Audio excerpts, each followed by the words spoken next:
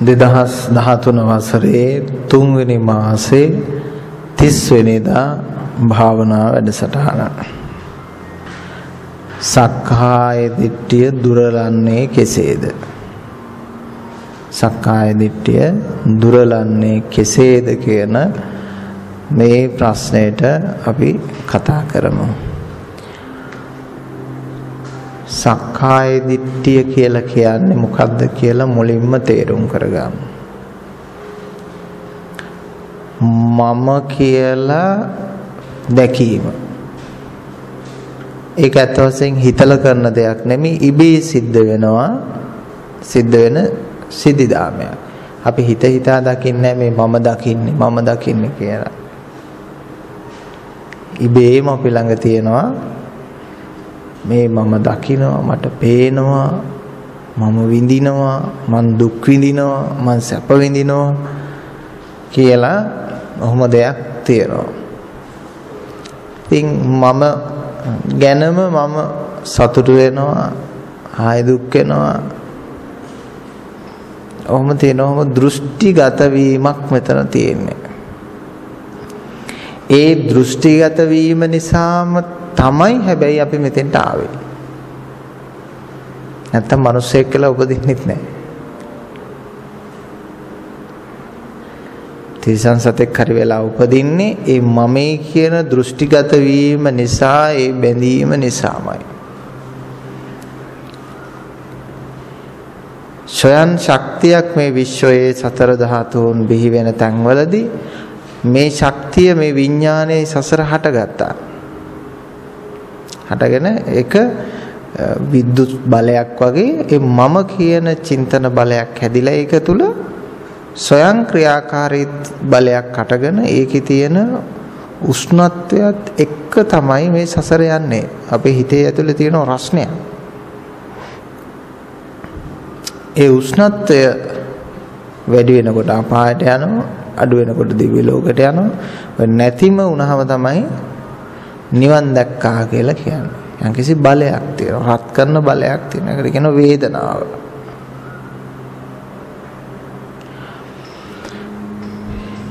ඉතින් අපි කෙනෙකුට එකපාරට කියන්නේ ඔබ ඒකාන්තයෙන් සසර යන්න එපා, මෙතනම ඉවර වෙන්න කියලා මම නම් කියන්නේ. තමන්ගේ ප්‍රාර්ථනා පරිදි යන්න. හැබැයි මේ ධර්මය අවබෝධ කරගන්න. ඇයි? ඔබ සසරදී විවිධ දුක් ගැහැටවලට පත්වීමෙන් වළක්වාලන්න පුළුවන් මේ ධර්මයට. කියන්නේ ඔබ ඊටාම දුගති ස්ථානවල උප්පත්ති භාවයන් වලට යන එක වළක්වන්න පුළුවන්. සසර මොන පාප කර්ම තිබ්බත් ඒ ඔක්කොම පුච්චලා දාන්න පුළුවන් මේ ධර්ම බලවේගයට. ඒකයි තියෙන මේකේ බලය, එදගත්කම. දහසක් නයින් ප්‍රතිමන්විත කියන්නේ ඒකයි. කෝටියක් පව් හේදෙනවා.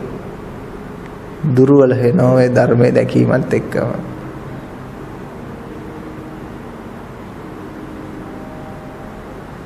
සසර තිබුණු බැඳීම් කෝටියක් ලිහෙනවා.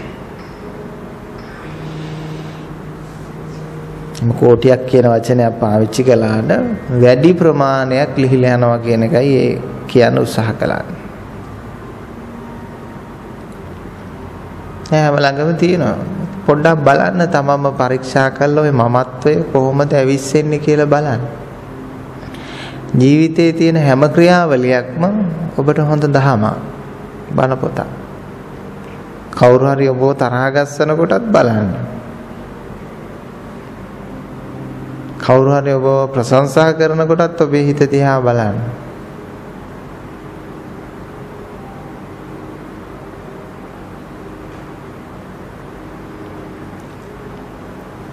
ඒ ගලාගෙන එන අවිද්‍යාත්මක චින්තන රටාව නිසා මම කියන හැඟීමෙන් තර වෙන තරමට මිනිස්යාට දුක වැඩි.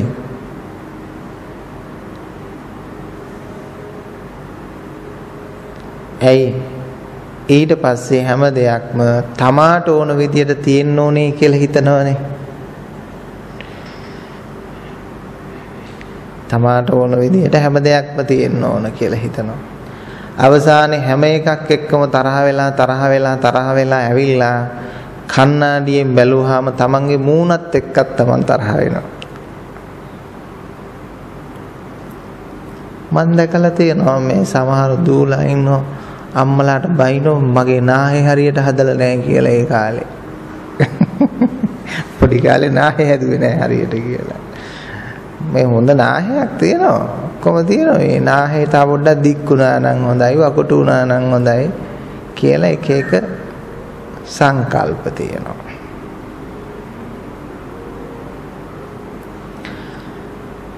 ඒක තමයි මමත්වයේ තර වෙන්න මිනිසයා දරුණු වෙන ගුණයක් ඇති වෙන මිනිස්සුන්ගේ.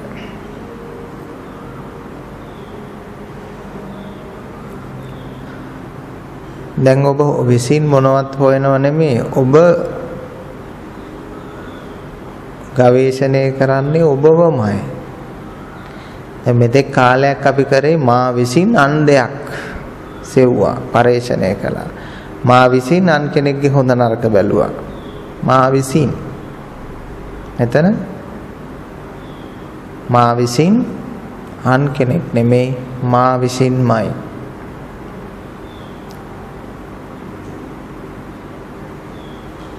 ඇහෙන් නොයෙකුත් දේවල් අපි බැලුවා.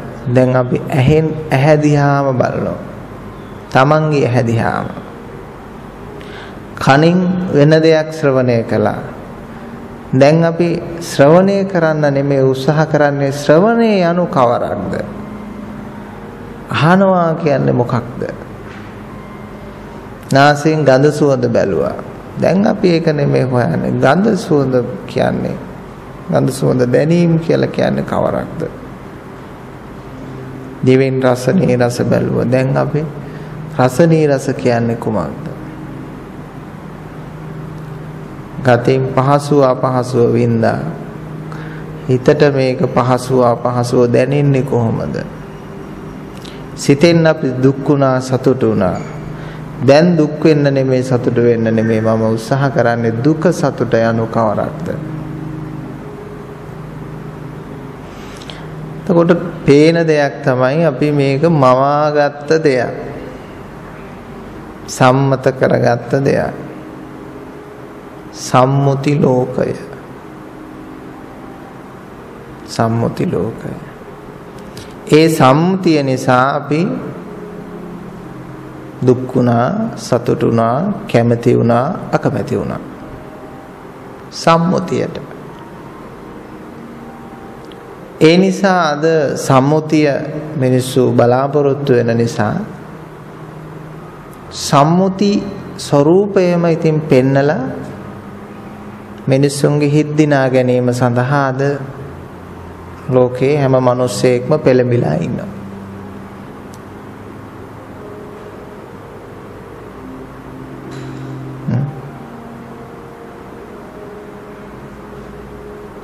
එහෙම තත්ත්වයක් තියෙනවා. සම්මුති ලෝකේ මිනිස්සෙක්ගේ හිත දිනා ගන්න නම් සම්මුතියෙම යන්න ඕන. සම්මුතියේ ගෞරවයට පාත්‍ර වෙලා තියෙන්නේ කවරක්ද? ඒ දේ අපි ළඟ තියෙනවා නම් අපිත් ගෞරව ලබන කෙනෙක් බවට පත් වෙනවා. සම්මුතියේ රත්තරන් ගෞරවයට පාත්‍ර වෙලා තියෙනවා. ඉතින් ලොකුවට රත්තරන් පැලඳලා ගියාම ගරු කරනවා. සම්මුතියේ යම් වාහනයක් ගෞරවයට පාත්‍ර වෙලා තියෙනවා නම් ඒ වාහනේ නැගලා ගියාම ගරු කරනවා. මේ මම්ම දැකලා තියෙනවා මං 3-wheeler එකකින් ගියපු දවසට පිළිගන්නේ එක විදිහක. අනුන්ගේ හරි ලොකු වාහනයක ගියපු දවසට පිළිගන්නේ තව විදිහකට. ඉතින් මං කල්පනා කරනවා ඒ දාවෙත් මමනේ අදාවෙත් මමනේ. ඇයි මං කරේ නැහැ බලනකොට මට නෙමෙයි. මට නෙමෙයි. මට නෙමෙයි. ඉතින් මිනිසුන්ුත් පෙළඹිලා ඉන්නෝ ඒ දේවල් හරහා එන ගෞරවය පවා තමන්ගේ ජීවිතයට එකතු කරගන්න. මේක තමයි සම්මතය. සබ්බේ පුතඥ උම්මත්තක. මිනිස්සු ළඟ තියෙන උමතුවා. ඒව එකතු කරන්නේ උමතුවකින් ඒවට ගරු කරන්නෙත් උමතුවකින් ඒ ඔක්කොම හදලා තියෙන්නේ සම්මතයේ ලෞකික ලෝකයේ තුල අනවබෝධයෙන්. මම මේකෙන් කියන්නේ මේ දේවල් නොතිබිය යුතුයි කියලා. මේ දේවල් තියෙන්න ඕන නෙවැරදි දර්ශනයකුත් එක්ක. අර මරිනාත්මක සංකල්පේ දන්නේ මේ දේවල් තියෙන්න ඕන නෙවැරදි දර්ශනයකුත් එක්ක. හතරන් තියෙන්න ඕන රත්තරන් වල අගයක් දැනගෙන තියෙන්න එපා එකේ. ඒ වගේ මේවයි තියෙන ස්වභාවය දැනගෙන මේව තිබුණාම මනුස්සයට ඒවා සැනසෙල්ලට හේතු වෙනවා. දැන් පින්නතුන් මේ සක්කාය දිට්ඨිය නැති කරගන්න මොකද්ද කරන්න ඕන කියලා කෙටිම સિદ્ધාන්තේනේ අහන්නේ. ඔබ අකාලිකත්වයට හැම මොහොතකම මනසින් නුවණින් පිවිසෙන්න. අකාලිකත්වයට පිවිසෙන්න. අකාලිකත්වයට පිවිසෙන්න කාලය කියන එක කාලයේ ධර්මතා ඉවත් වෙනවා.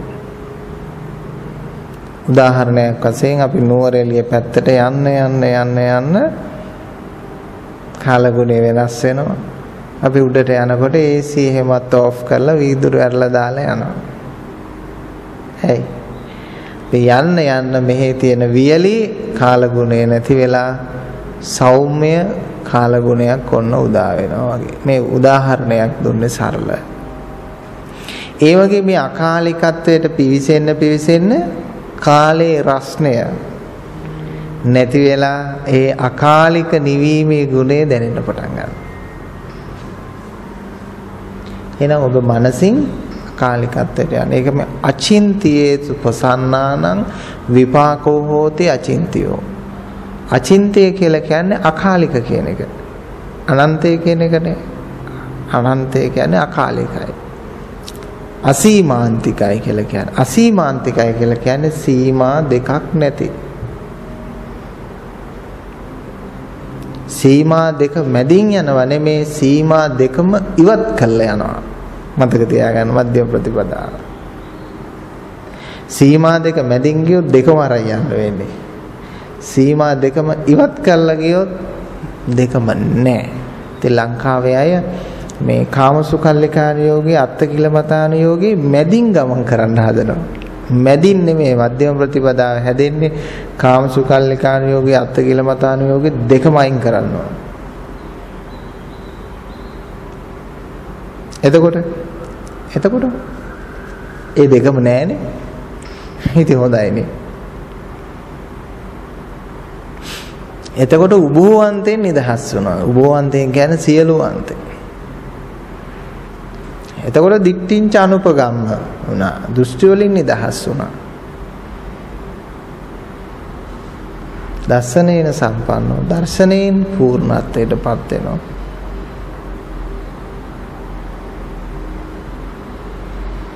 දැන් ඊටම පැහැදිලි හැම මොහොතකම වඩන්න දියුණු කරන්න ඕන ඕකයි.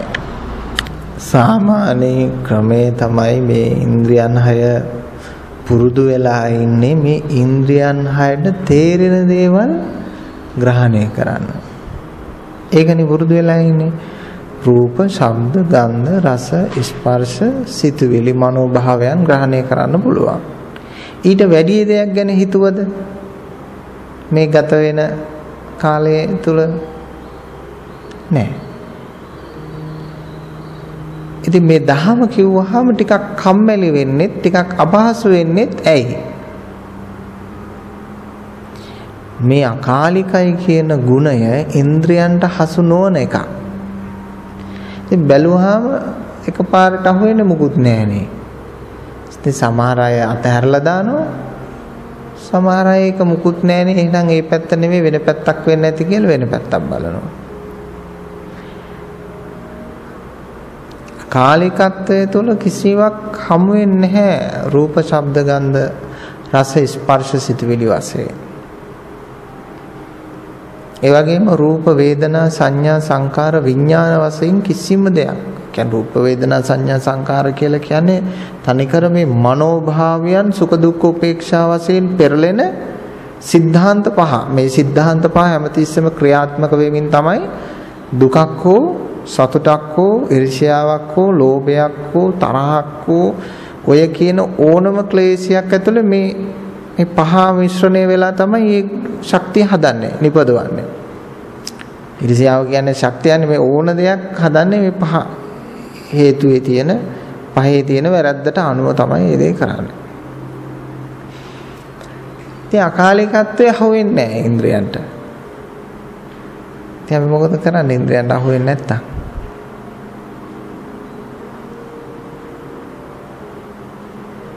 ඉන්ද්‍රියෝ ඒ වුණාට පින්නතුනේ මේ ශරීරය තුල පිම්බිලා ඉන්නවා කියලා අපිට ඒකට කියන්න පුළුවන්. ඉදිමිලා ඉන්නවා කියලා කියන්නත් පුළුවන්. තේරෙන විදිහට අර කියන්නේ.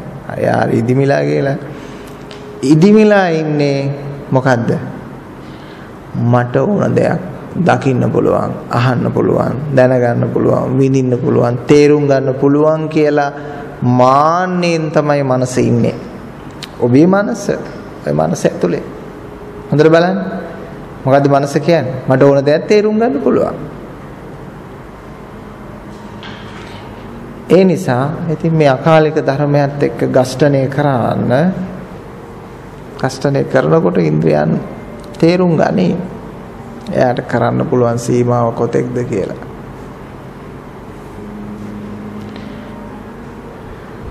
සම්පූර්ණ නිර්වාණය පිළිබඳව කරුණු කාරණා සියල්ල මේ ඉන්ද්‍රියන් හයට දැනුවත් කරන්න පුළුවන් කමක් නැහැ. කොටසයි පුළුවන්. යම්කිසි ඡායාවක් අදින්න පුළුවන්. දැන් මෙතෙන්ට සිරීපාදි කන්ද පෙන්වන්න කිව්වොත් මට ඒක පෙන්වන්න බෑනේ. දැන් මම මෙතෙන්දි කොළ කෑල්ලක් අරගෙන ඇඳලා පෙන්නනවා මෙන්න මෙහෙම කන්දක් තමයි සිරීපාද කන්ද. අන්න ඒ වගේ දෙයක් තමයි නිර්වාණය ගැන අපිට කරන්න පුළුවන් දැන්. ඉන්ද්‍රිය විශේෂ කොටාසය තුල නිර්වාණය අඳින්න බෑ. හරියට ඒ ලෙසම තහවුරු කරවන්න බෑ. පොඩි සිතුවමක් අඳින්න පුළුවන්. ඒ සිතුවමින් තමයි විශිෂ්ටයා අතෙන්ට මාරු වෙන්නේ. වෙන දෙයක් නෙමෙයි. අකාලිකත්වයට හැම මොහොතකම පිවිසෙන්න ඒ වේගයෙන් ඔබගේ කාලයේ ධර්මය මැකී යනවා. කාලේ උණුසුම නැති වෙලා යනවා. අකාලික නිවින ගුණය සංසිඳුණු ගුණය ඔබට දැනෙන්න පටන් ගන්නවා.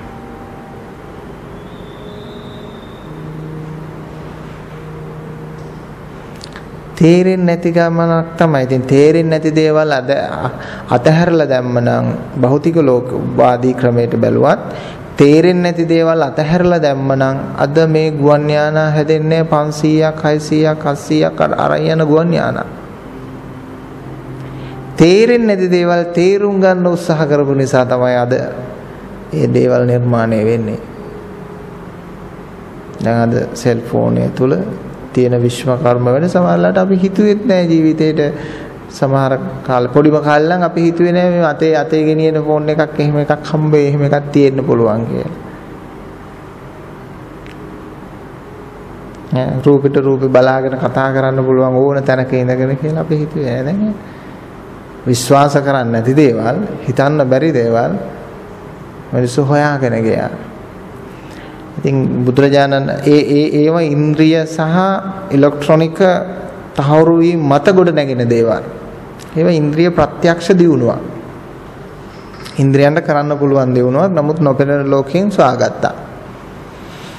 සංඥා පද්ධතිය. මේ ඉලෙක්ට්‍රොනික සංවේදන එකක්වත්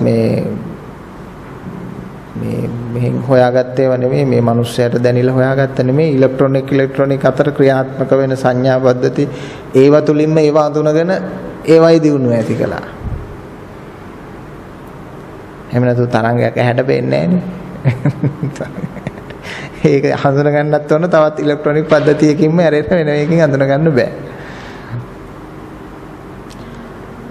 ඉතින් බුදුරජාණන් වහන්සේ ස්වාගන්න පින්නතුනේ මේ ඉන්ද්‍රියන්ට මොනම විදියකින්වත් සාපේක්ෂිත නැති සමාන නැති ග්‍රහණය කරන්න බැරි දෙයක් ග්‍රහණය කරන්න බැරි දෙයක්. ග්‍රහණය කරන්න බැරි දෙයක්.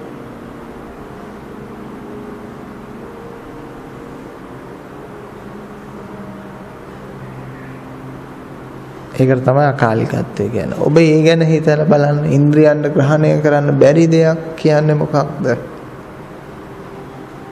බැරි දේවල් මොනවද? බැරි දේවල් රාශියක් තියෙනවා. දැන් ඔබට කිව්වොත් සුඛ දුක්ඛ උපේක්ෂා කියන වේදනාත්‍රය ඇරෙන්නට දෙයක් හිතන්න කිව්වොත්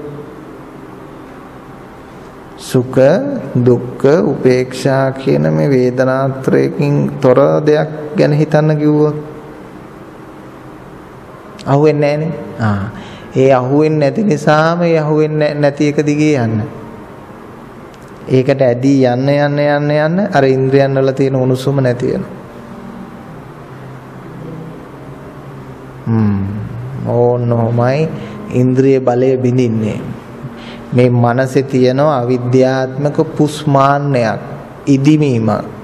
ඒ ඉදිමුම් බහිනවා බුද්ධිය මේ ශ්‍රේෂ්ඨ ධර්මයේ ගෂ්ඨණය කරන්න මෙයාගේ ලොකුකම බහිනවා. දැන් සමහර අය එනවනේ මෙහෙම ලොකු කෙනෙක් කියලා හිතාගෙන එනවා. ඔන්න අපේ තියෙන ලොකු දේවල් එක පෙන්නනකොට අරයාගේ තියෙන මීටර එක බහිනවා.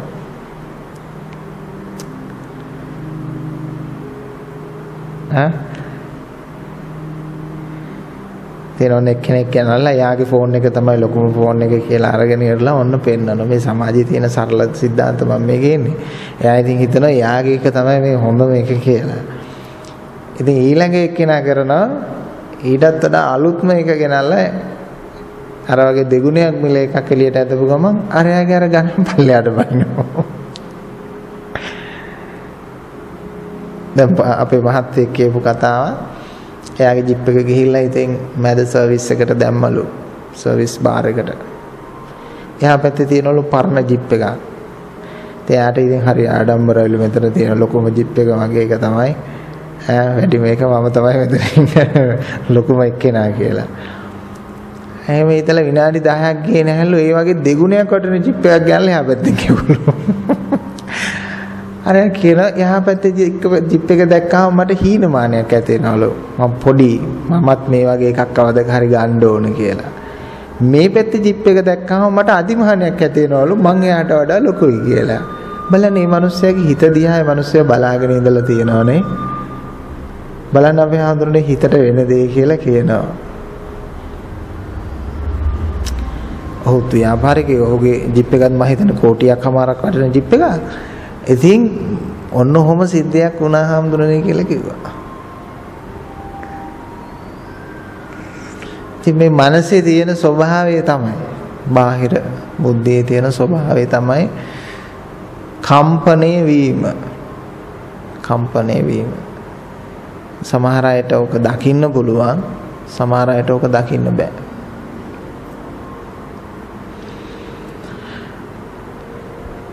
ඒ කම්පණය දුරලන්න හොඳම තැන තමයි අකාලිකත්වය.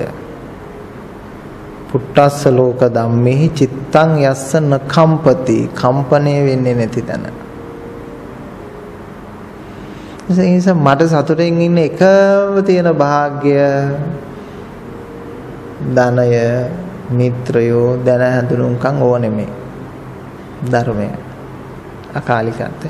අකාලිකත්වයට පිවිසිච්ච ගමන්ම කොච්චර අර රස්නේ නගරයක දුවගෙන ඉඳලා හරි ඇවිල්ලා තමන්ගේ සුව පහසු AC කරලා තියෙන කාමරයක් තියෙනවා නම් ඒ කාමරයට ආවහම අර ඔක්කොම ලෝකෙන් මිදිලා එයා අමුතුම කාලගුණයකට මුහුණ දෙනවනේ සුවසේ ඉන්නවා.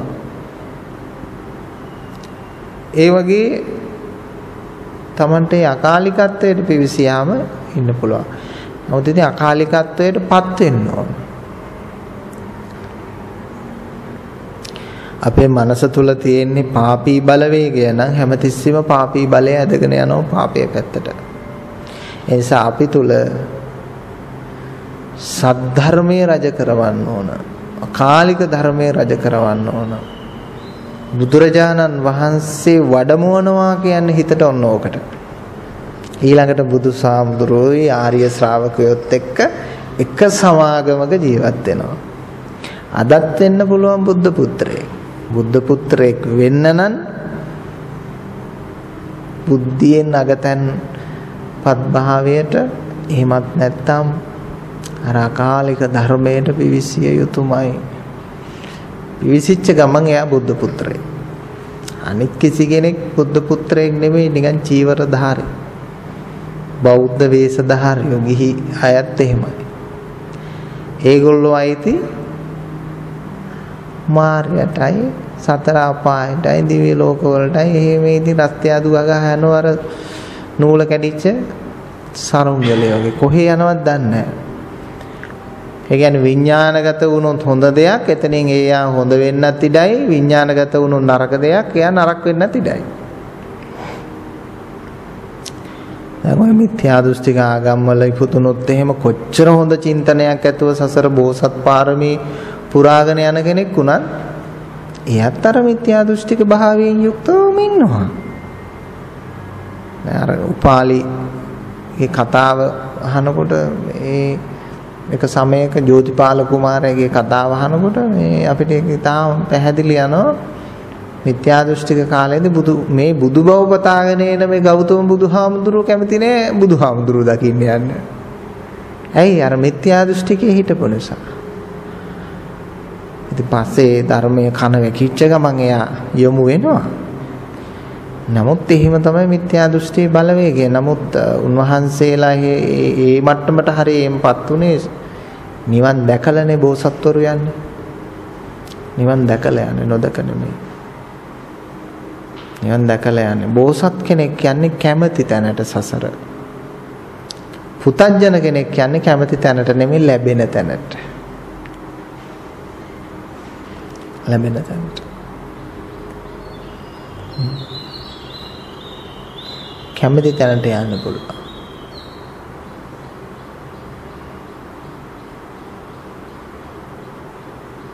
ඉතින් මිනිස්සු මමේ කියලා හිතාගෙන උදේ ඉඳලා රැ වෙනකන් ඒ දුවගෙන ගියත් එයා දන්නේ නැහැ මේ මමේ කියලා මම මේ වැඩ කරන්නේ මගේ මනසකට නෙමෙයි, අනුන්ගේ මනසකට, මායාවේ මනසකට, එහෙමත් නැත්නම් රැවටුණු මනසකට, මුලා වුණු මනසකට තමයි මේ මගේ මනස කියලා මම මේ සත්කාර කරන්නේ. ඒ නිසා තණ්හා දාසෝ කියලා. තණ්හාවට තමයි අයිති මේ මනස. මායාවට තමයි අයිති මනස. දැන් ඊට පස්සේ තරහ ගියාම හිතන්න ඕක මට නෙමෙයි අයිති මායාවට කියලා හිතන්න. වික්ෂිප්ත භාවයක් ඇති වුණාම හිතන්න ඕක මට නෙමෙයි අයිති මායාවට. ඔය මම බලාපොරොත්තු වෙන මනස නෙමෙයිනේ.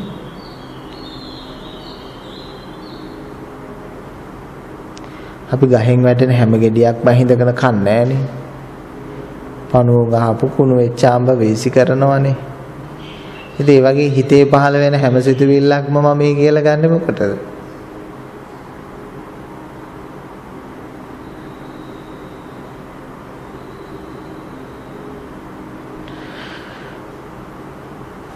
ඊටාම කෙටියෙන් පැහැදිලි කරලා දුන්නා. මොකද්ද මේ ලෞකිකත්වය සහ ලෝකෝත්තරත්වය කියන කාරණය? 100% ඔබ ලෞකික ලෝකයේ ඉඳගෙන ලෝකෝත්තර භාවය අඳුන ගන්න කියලා උත්සාහ කරන්න ගියොත් ඒක ඉබ්බන්ගේ පිහාට වෙනකම් බලාගෙන ඉන්නා වගේ වැඩක්. කවදාවත් කෙරෙන්නේ නැහැ. ඇයි? ඉන්ද්‍රියන් වලට තේරුම් කරලා දෙන්න බැහැයි කියලා යමක් කිව්වනම් බැහැම තමයි. ඉන්ද්‍රියන් වලට තේරුම් කරලා දෙන්න බැරි නම් ඔබ කරන්න තියෙන ඉන්ද්‍රියන් තුල ඉඳගෙන දුක් විඳින්න නෙමෙයි, ඉන්ද්‍රියන් අතහැරලා යන්න ඕන. එතකොට හැමදාම අපිට මුකුත් නැති වෙනවනේ. මුකුත් නැති වෙන්නේ අන්න එතෙන්දී අපිට අලුත් ඉන්ද්‍රියන් ටිකක් ලැබෙනවා. අනේ ඊට පස්සේ ප්‍රඥා ඉන්ද්‍රිය ලැබෙනවා. අන්න එතකොට අපිට සදහම් ඇස ලැබෙනවා.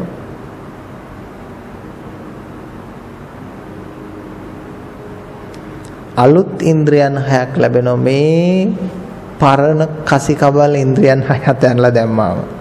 මම ඒක පරණ කසිකබල් ඉන්ද්‍රියන් 6 කියලා කියන්නේ මානව සත්වය හටගත්ත දා ඉඳලම පාවිච්චි කරන එකම සිස්ටම් එක නිසා. බුදුරජාණන් වහන්සේ සාගත මේ අලුත් ක්‍රමවේදය.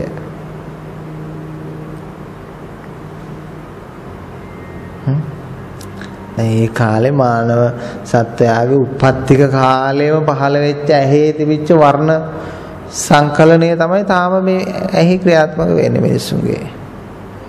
ශබ්ද සංකලනයත් එහෙමයි. හැඟීමුත් එහෙමයි.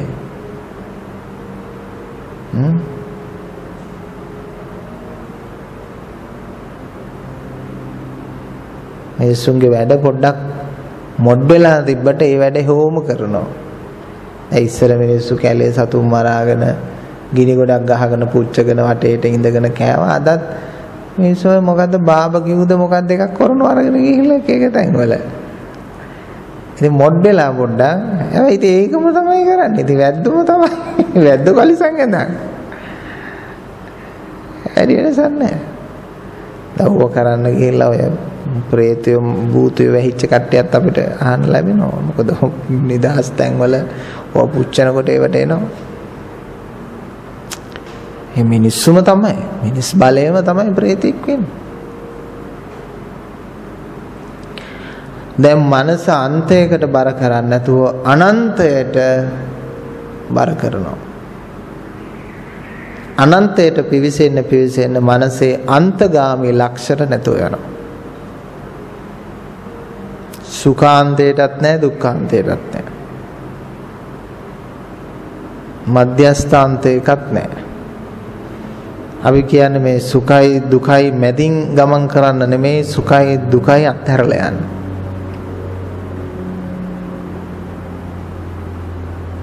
දැන් බලන්න ඔළුවේ වෙනෝම පැත්තක් නිර්මාණය වෙනව නේද? මෙතෙක් කල නිර්මාණය නොවුණු. ඒ පැත්තේ ඇලීම් ගැටීම් නැහැ. රූප වේදනා සංඥා සංකාර විඥාන ප්‍රබල ගස්තන නැහැ. කොහොත් නැහැ. කක් ප්‍රබල තියා කොහොමවත් ගස්තන නැහැ. නමුත් මමංකාරයට වැටිලා හිතන්න ගියොත් එහෙම එන්න පීඩනේ මිනිස්සුන්ගේ වැඩි වෙනවා. සමහර අයට තරහ නැති කරගන්න ගියාම තරහ වැඩි වෙනවා. ගැලවෙන්න උත්සාහ කරනෙහි තව ඇලෙනවා කියන දේ තමයි ඔය පෙන්වන්නේ. తත්‍ර අභිනන්දනි. ඔක උපමා කරලා තියෙන අර හාව කතාව. හාව කොහොල්ල ගුලිය ඇලුනා කකුල. ඒක ගලව ගන්න හිතලා තිබ්බේ ආයි කොහොල්ල ගුලියටමයි. ඒකත් ඇලුනා. ඒ කකුල් දෙක ගලව ගන්න හිතලා අනිත් කකුල් දෙක තිබ්බා. ඒකත් ඇලුනා. හුදුවක් වගේ තමයිනේ. ඒක ගන්න තව එකක් අල්ලනවා. අල්ලලා අවසාන මිනිහ දන්නේ මේ විකිනිලා. ඒ වගේ සංසාරෙත් ඒ හුදුව තමයි කරන්නේ. අපි අර මේ නැති වෙච්ච දුක ලබා ගන්න තව දුක් විඳිනවා. ඒකෙන් වෙන්නේ තව දුකටපත් වෙනවා. ඒ නිසා සැප සොයා දුක් විඳිනවා. දැන් මම හිතුවා පින්නතුන ඔය සෙල්ෆෝන් එහෙම බිහි වෙනකොට මුල් කාලේදී ඔය 90 ගණන් වල වගේ නේ ලංකාවට එන්න පටන් ගත්තේ මුල් හරියේනේ.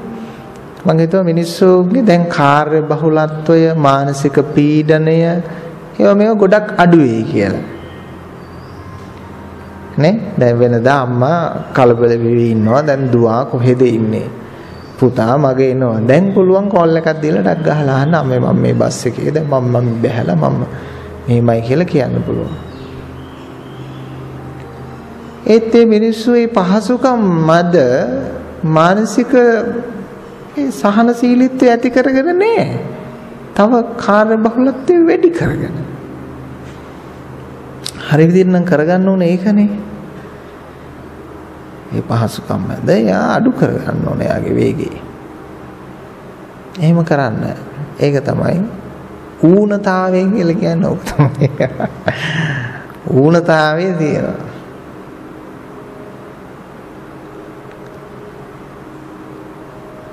පරම ධනය හිතේ සතුටනේ.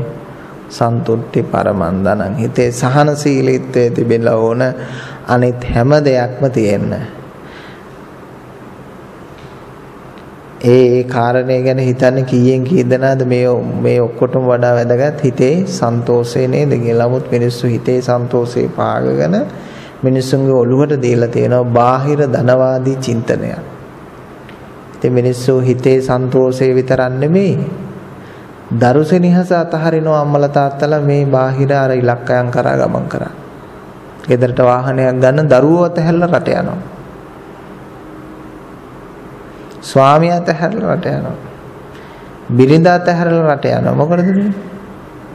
ඔව් ඊතරේ ගෙදර ඉදිරි වැඩ කටයුතු ඉවර කරගන්නයි වාහනයක් ගන්නයි වටේට පේන ආඩම්බරයට ඉන්න. මේ කාටද අල්ලපු ගෙදරට ලොකු කම් පෙන්නන්න. ඒක නෙමෙයිනේ. ගහලා කොලයක් හරි වහලට හොයාගෙන ප්‍රමුඛතාවය දෙන්න ඕන මේ පෞල් ජීවිතයට, හිතේ සන්තෝෂයට, දරු සෙනෙහසට, ඒ වගේ දේවල් වලටනේ. මං කියන්නේ පියාසක් ඕනේ ගහලා කොලයක් හොයාගෙන හිටපු ලෝකෙකුත් තිබ්බනේ. ඈත කාලේ මිනිස්සු නෙවෙයි මේ මෑත කාලෙත් ඒ ඉලුක් තමයි හොයාගෙන ඔය ඉන්නේ. ඔය ඈත ගම්මාන වලත් එහෙම තමයි.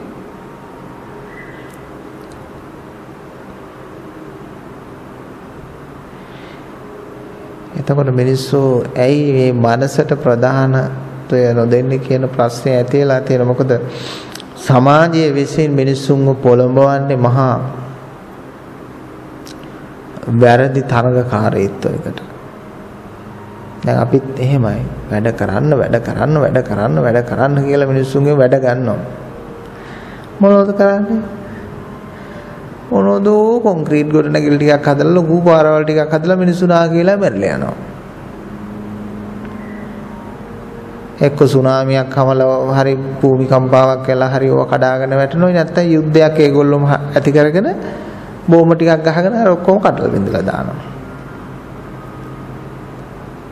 මනුස්සයා මහා නිස්කාරණ වැඩවලින් පිරිච්ච උමතුෙන් පිරිච්ච මහා අඥාන ගමනක් තියෙන මිනිස්සෙක් කියලා ඈතින් ඉඳන් පොඩ්ඩක් පිටින් ඉඳන් බැලුවාම මිනිස්සු දිහා බැලුවාම පේනවා.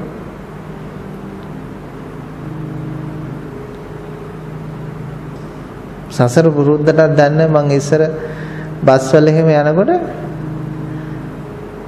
මට පේන්නේ මේ මනුස්ස ලෝකේ නිකන් අමුතු තැනක් වගේ. මනුස්ස ලෝකෙත් හරි ලස්සනයි නේ කියලා කියනවා. මනුස්සගේ ක්‍රියාකාරකම මිනිස්සුන්ගේ ආකල්ප දිහා බැලුවා මේක අමුතු දෙයක් වෙන කොහේ හරි ඉඳලා එන්නේ නැත්තේ. ඒ නිසා නිකන් අර අමුතු රටකට ගියාම නිකන් පොඩ්ඩක් හේසිල්ලෙන් බලනවා වගේ මම මනුස්ස ලෝකෙ දිහාත් එකක් බලනවා. මොකද මේ කියලා. මිනිස්සයා අඳුන ගන්න ඕන අපි අර උදේ දේශනාවත් කළා වගේ මානවයා කියන්නේ කවුද කියලා. ඒක වහලා තියනෝ නෑ ඒක නෙමෙයි ඔයා දැනගන්න ඕන බුදුහාමුදුරුවන්ගේ දේ. ඒක නෙමෙයි ඔයා දැනගන්න ඕන අල්ලාහ් දෙවියන්ගේ දේ. ඒක නෙමෙයි ඔයා දැනගන්න ඕන ජේසුගේ දෙවියන් වහන්සේගේ දේ. ඒක නෙමෙයි ඔයා දැනගන්න ඕන මහා බ්‍රහ්මයාගේ දේ කියලා මිනිස්සුන්ගේ ඔළුව වහලා තියෙන්නේ. ආවරණයක් දාලා තියෙන්නේ. ඒ ඔක්කොම තේරේ මානවයා අඳුන ගන්නකොට. මේ එක වචනෙන් ලෝකෙම දකින්න පුළුවන්. මේ පින්නතුන් කිව්වා වගේ අර ඇහි තියෙන දෘෂ්ටිය නැති කරගන්නේ කොහොමද? අපි කාචයක් දාගෙන තියෙන්නේ ඇහැට.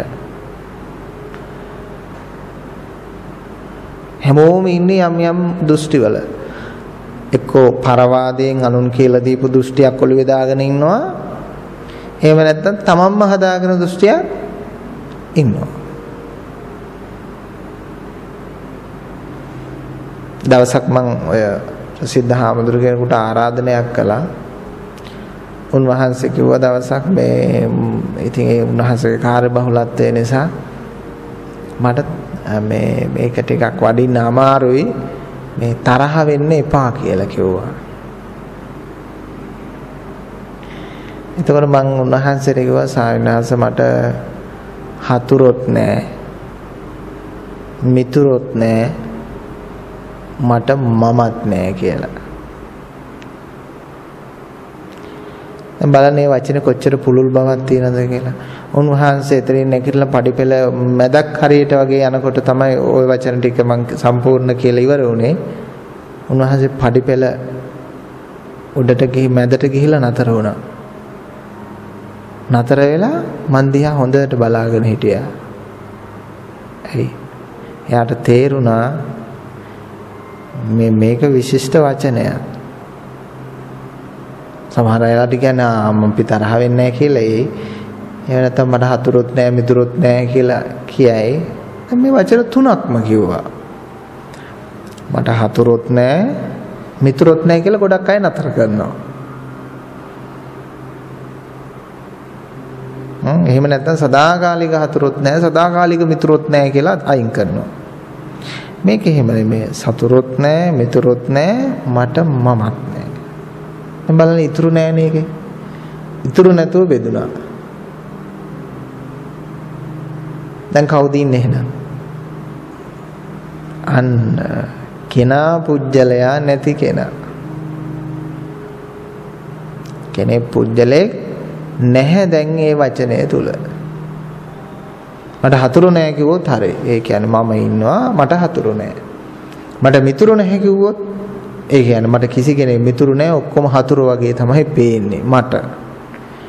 මට මමත් නැහැ කිව්වහම එල්ලෙන්න තරක් නැහැ. එතන දිට්ඨිංච අනුපගම්ම සීලවා ඇති වෙනවා. දෘෂ්ටි වලින් නිදහස් වීම කියන එක එතන සිද්ධ වෙනවා. එතන අකාලිකත්වයේ තියෙනවා. බලන්න අකාලිකත්වයේ හරි සෞම්‍යයන්නේ. අකාලිකත්වයේ ඉන්ද්‍රිය ග්‍රහණයෙන් තොරයි. ඉන්ද්‍රිය ග්‍රහණය වෙන්නේම කාලය.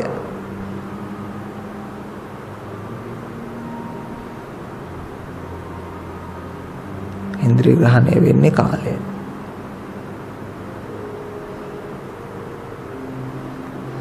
ඉතින් අර අහුවෙන්නේ නැති දේවල් අපි අයින් කරන්න පුරුදු වෙලා තියෙනවා. ඒක වැරදි.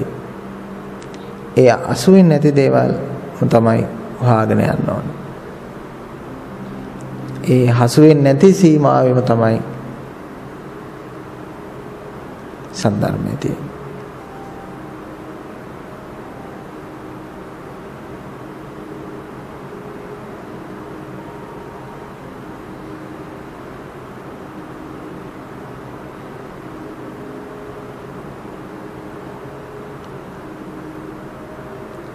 තනිව හිතන්න ගියොත් එහෙම කාලේ මනස තනිව නැතුව කාලයට අහු වෙලා කාලයෙන් වැටිලා මිනිස්සු ප්‍රශ්න ලියා ගන්න තමයි හැමදාම මහන්සි වෙන්නේ. ප්‍රශ්න වැඩි වෙනවා. ජීවිතේට විසඳුම් තමයි මිනිස්සු හැමදාම ගන්නෙ. ප්‍රශ්න වැඩි වෙනවා.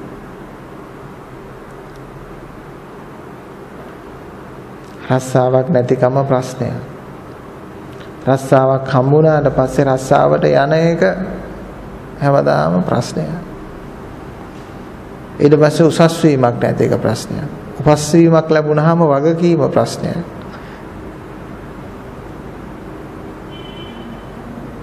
මේවා නොකරන්න නෙමෙයි මම කියන්නේ. මේවා ප්‍රශ්නයක් කරගන්නකන කරන්න. ඕනම ශේස්ත්‍රයක් ඕනම වෘත්තියක් දර්ශනයකින් යුක්තව කරන්න පුළුවන්. නමුත් අපේ මේ ප්‍රසිද්ධ සමහර හාමුදුරුවෝ කියන්නේ මේව කරන්න එපා. දැන් නැව් හදන්නේ මූද යන්නනේ. නතර කරලා තියන්නේ. ඉතින් මිනිස්සු ඉන්නේ වැඩ කරන්න, නිර්මාණ කරන්න. හැබැයි මේ මූදේ නැව් පෙරලා ගන්න නැතුව යන්න ඕන. පෙරලා ගන්න යන්නේ නැතුව ගමන් කරන්න තමයි මේ උපදේශය තියෙන්නේ. දැන් බලන්න රහතන් වහන්සේලා පුදුම සේවයක් කළා. අපිට හිතන්නවත් බෑ මේ සේවය ගැනනේ. උන්වහන්සේලා තියපු සේවය බලන්න කිසි දෙයකට ආස නැතුව කරපු සේවය කොච්චර ශ්‍රේෂ්ඨද කියලා බලන්න මිහිඳු මහරහතන් වහන්සේ. ඒක අපිට කරන්න බෑ. ආනන්ද හාමුදුරුවෝ කරපු බලන්න මේ ජීවිත වලට මේ මිනිස් සමාජයේ ඔක්කොම ණයයි. ඇයි? උන්වහන්සේලාගේ ජීවිතේ ගොඩාක් දේවල් පරිත්‍යාග කරලා තියෙන මේ සමස්ත ලෝකයා වෙනුවෙන්.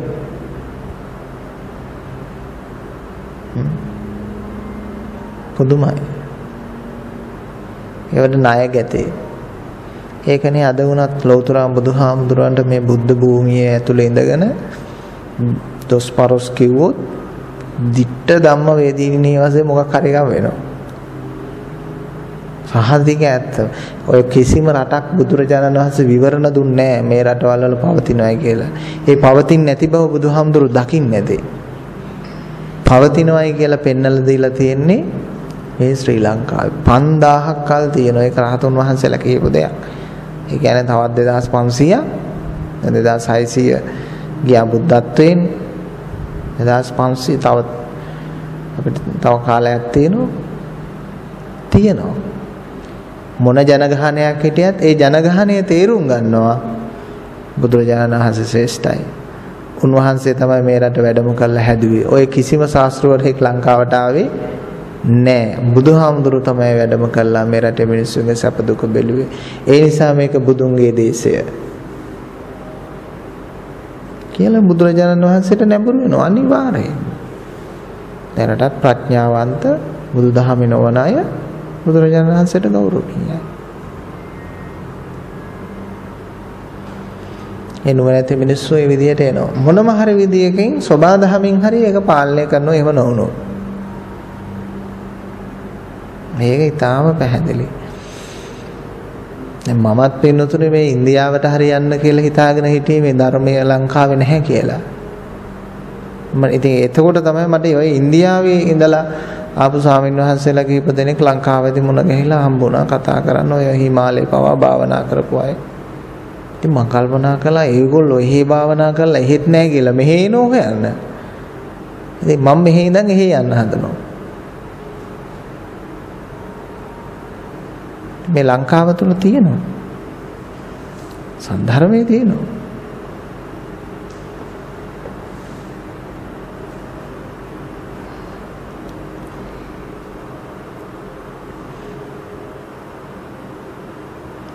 අපි ගත්ත සංකල්ප ටික අපිට අයින් කරන්න වෙනවා. දැන් නිවන් දකින්න යනකොට ඇත්තෙන්ම කියතොත් අපි ළඟ තියෙන බෞද්ධකමත් අපිට අතහරින්න වෙනවා. ඒක අතහරින්න එපා කියලා කෙනෙක් කියන්න පුළුවන්. නෑ බෞද්ධකම නෙමෙයි බුදුහාමුදුරුවෝ කියලා දෙන්නේ ඔබට මේ නිවන් දකින්නකොට මාවත් අතහරින්න වෙනවා කියලා. බුදුහාමුදුරුවෝ අතහැරලායි නිවන් දකින්න ඕන. බුදුහාමුදුරුවෝ මං අල්ලගෙන නිවන් දකින්න බෑ. ඉතින් කතෝලික ආගමනොත් අතහැරෙනවා, මුස්ලිම් කෙනා මුස්ලිම් ආගමනොත් අතහැරෙනවා, බෞද්ධයා බෞද්ධ ආගමනොත් අතහැරෙනවා නිවන් දකින්නකොට. කොටින්ම කියනවා නම් මම ස්ත්‍රියක් මම පුරුෂයෙක් කියන භාවාත්මක හැඟීමත් අතහැරෙනවා. එහෙමනම් වෙනාන් කෙනෙක් කියන එක ඒ කියන්නේ සතෙක්, පුජ්‍යලයක්, ආත්මයක්, කෙනෙක් කියන දෘෂ්ටි කෝණයෙන් මෙතෙන්දි හැලෙන්නේ නැති වෙන්නේ. ඊළඟට තියෙන්නේ පුජ්‍යල දර්ශනයක් නෙමෙයි. දැන් බලන්න ලෞකික අයට තියෙන්නේ කාන්තාවන්ට තියෙන්නේ කාන්තාවෝ කියලා දර්ශනය. පිරිමි අයට තියෙන්නේ අපි පිරිමි කියන දර්ශනය. නමුත් ආර්ය ශ්‍රාවකයෙකුගේ දර්ශනය ඊට සමාන දර්ශනයක් නෙමෙයි. මහන්සලාට තියෙනවා පිරිමි දර්ශනයක්වත්, කාන්තා දර්ශනයක්වත්, බෞද්ධ දර්ශනයක්වත්, හින්දු මුස්ලිම් දර්ශනයක්වත්, දේශීය විදේශීය දර්ශනයක්වත් මොකක්වත් නැහැ. ਸਰව සාධාරණව දකින්න පුළුවන් මානව හිතකාමී විදියට බලපාන කරුණු කාරණා, අහිත විදියට බලපාන කරුණු කාරණා, ඒ මොහොතට වෙනස් වෙන ඒ ලෝකයේ දකින්නට පුළුවන් සජීවී දහමක් තියෙනවා. මතවාදයක් නෙමෙයි. වහින දවසක මිනිස්සෙක් කිව්වොත් අද හරිම සීතලයි කියලා ඒක සදාකාලික වළංගු නෑනේ. ඇස් ඉවරුනාම ඉවරයි. පායන කාලේට මිනිස්සු කිව්වොත් ගිනි ගහන රස්නේ කියලා පොතක ලියලා තිබ්බොත් එතකොට මේ මිනිස්සයා ඒ කාලය තුලදී නැති වුණොත් ලෝකේ අනාගතේ මිනිස්සු විශ්වාස කරන්න පටන් ගනී ගිනි ගහන රස්නේ ලෝකේ කියලා. එතකොට ඒක බොරු. ලෝකේ හැමදාම වෙනස් වෙනවා. ලෝකේ හැමදාම අලුත් වෙනවා. සජීවී දහම කියන්නේ ඒකයි. සජීවී తত্ত্বය කියලා කියන්නේ වෙනස විදියට දකින්න පුළුවන්. මතවාදයට ඒක කරන්න බෑනේ. ලෝකෙ පැතලී ගියොත් මතවාදෙ පැතලී. දැන් මෙච්චර ලෝකෙ රවුම් කියද්දිත් පැතලී කියන මතවාද ලෝකෙ තාම තියෙනවා. මෙච්චර මේ භූගෝලීය වශයෙන් මේව හැදිච්ච හැටි නිර්මාණය වෙච්ච හැටි මිනිස්සුන්ට කියලා දීද්දි තාමත් මිනිස්සු දෙයියෙක් විශ්වාස කරනවා මව්වා කියලා. ඒ ඉස්සරහදී විද්‍යාව දියුණු වෙනකොට බුද්ධිමත් සමාජයේ නව තුරන් වෙනවා. බොහොම අමාරුවෙන් දවසට දහස් වාරක් අර තත්ත්වාරෝපණය කළා තමයි ඔය ආගමික පූජකයෝ මිනිස් ඔළුව තුල ඔක රඳවගෙන තියෙන්නේ. ඒ වුණත් මෙච්චර සජීවී ලෝකයේ තේරෙද්දි මිනිස්සු ඕක විශ්වාස කරන්න යන්නේ නැහැ.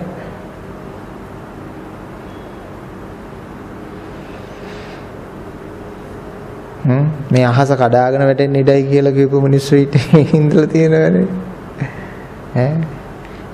මේ තරු පොළොවට කඩාගෙන වැටෙන්න ඉඩයි කියලා මිනිස්සු කියලා තියෙනවනේ.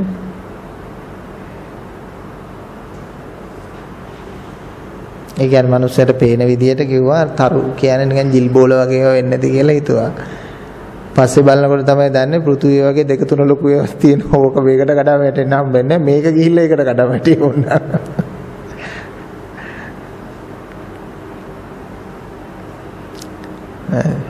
දැන් ඉර දිහා බැලුවාමත් පේන්නේ පොඩි රබානක් විතරනේ.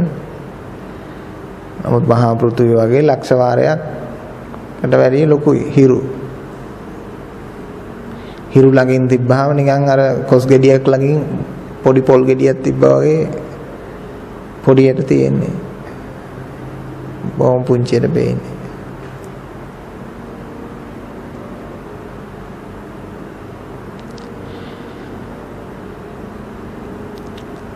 එනිසා මතවාදවල ඉන්න කිසි කෙනෙකුට ඉතින් සහනයක් නැහැ. ඒ මිනිස්සු ඉතින් මේ මතේ දරාගෙන ඔහි ඉන්න උන අර කරේ බැඳපු කරත්තය ඇදයි යන ගොන්නු වගේ. මනස කර තියාගත්තොත් ඉතින් චක්කංව වහතෝ පදම්ම තමයි ඉතින්.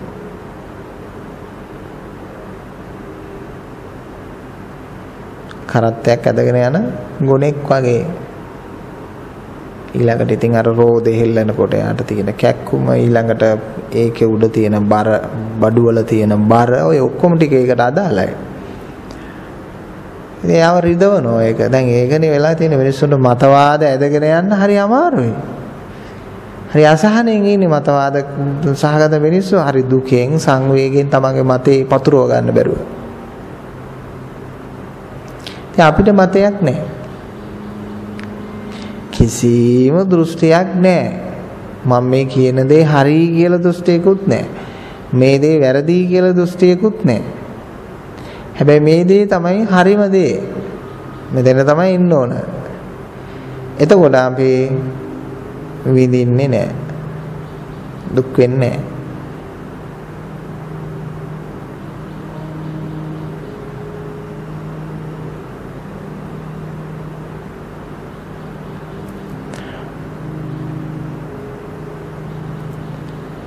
කාලය කියලා කියන්නේ සුඛ දුක්ඛ උපේක්ෂා විඳින තැන. බුදුරජාණන් වහන්සේ එක දනකදී දේශනා කරනවා මේ වේදනාත්‍රය යමෙක් පූර්ණත්වයෙන් හඳුනා ගන්නවා නම් එයම තමයි මුළු බුදු සසුනම හඳුනා ගැනීම. මේ වේදනාත්‍රය පූර්ණ වශයෙන් හඳුනා ගන්නවා නම් ඒක තමයි මුළු බුද්ධ ශාසනයම හැදෑරුවා කියන්නේ ඒකට. ඒ ත්‍රිවේදනාව ඉක්මවන්න බැරි නිසා නෙවෙන්නේ. අපි හැම වචනයකින්ම මුළු ගහනවා සුඛ දුක්ඛ උපේක්ෂා වශයෙන්.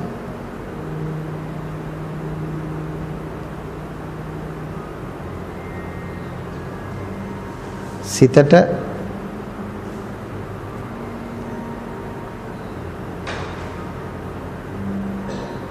හසුණු පිරිසක් හරියට ඒක හරියට ටොනේඩෝ එකකට අහුවෙච්ච නගරයක් වගේ ගහගෙන යනවා.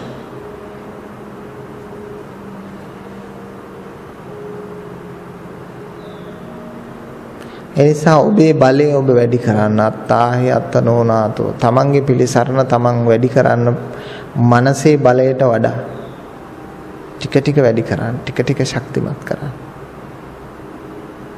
සමහර අය අපි ඉන්න ඔය මනසේ වේගයට අහුවෙච්ච කට්ටිය ඉන්නවා අපි දැකලා තියෙනවා. ඔහි කිසි දෙයක් ගණන් ගන්න නැතුව හරි සන්තෝෂෙන් hina වෙවි ඉන්නවා. හැබැයි ඒගොල්ලෝ ඊටාම ඉක්මනින් මොනවා හරි මානසික රැල්ලකට අහු වෙලා ගියොත් කවුරු හරි දොස් පරොස් කිව්වොත් නින්දා කළොත් පුදුම විදියට කම්පණයටපත් වෙනවා. ඒ වගේම වහසි බස් ආදී කතා කරොත් ඒවට අහු වෙනවා.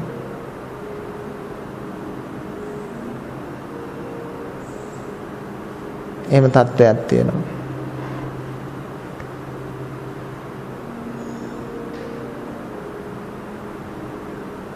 දර්ශන සම්පත්තියෙන් ශක්තිමත් වෙන්න ඕන.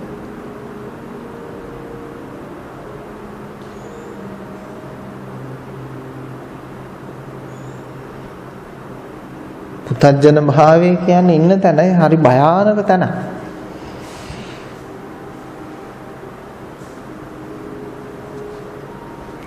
අනිත් එක සද්ධර්මය නම් හම්බෙන්නේ නැහැ හැම තැනදීම.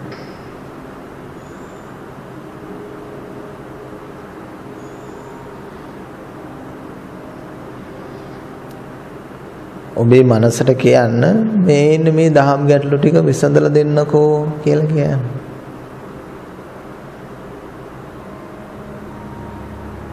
මනස හරි පඬිතයිනේ. ඔන්න තියෙනවා පඬිතයට වැඩ කරනව බලන්න කියලා කියන්න ඕන. මනසට බෑ අකාලිකත්වය අඳුනගන්න.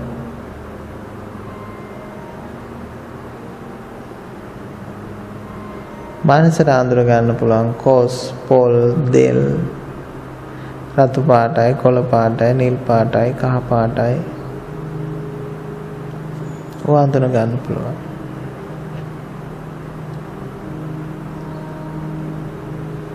විශ්වාසයෙන් දරාගෙන ඉන්න මිනිස්සු හැම තිස්සෙම පිච්චි පිච්චි ඉන්නේ.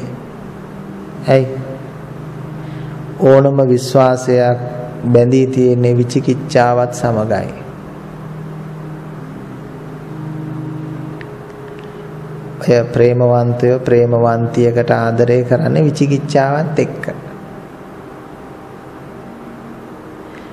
ප්‍රේමවන්තයෙක් ප්‍රේමවන්තයෙකුට ආදරය කරන්නේ විචිකිච්ඡාවත් එක්ක. විචිකිච්ඡාවක් නැති විශ්වාසයක් නැහැ.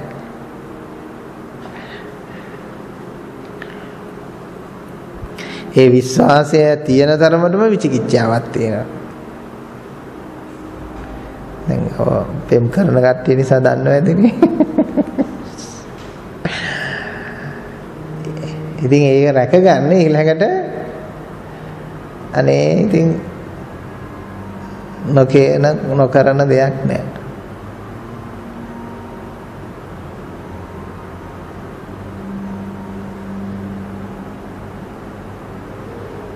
ඒක තමයි තියෙන්නේ.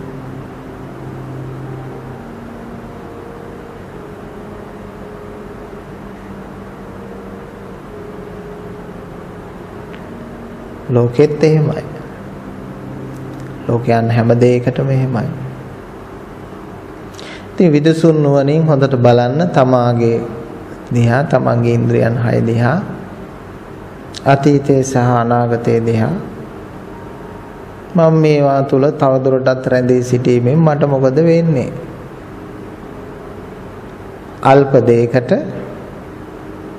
මට සතර අපායේ මම වැටෙනවද? මේ අල්ප දේ අතහැරලා දාලා වඩා වැදගත් දේ ලබනවද කියලා.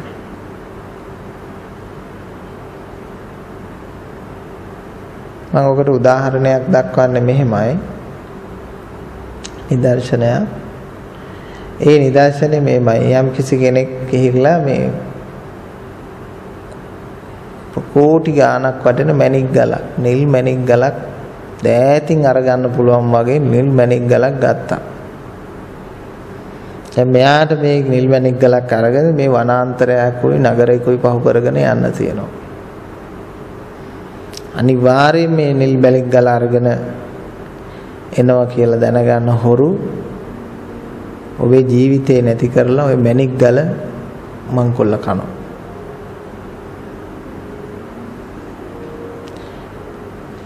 දැන් ඔබ තෝරගන්නේ මොන ක්‍රියාමාර්ගයකද?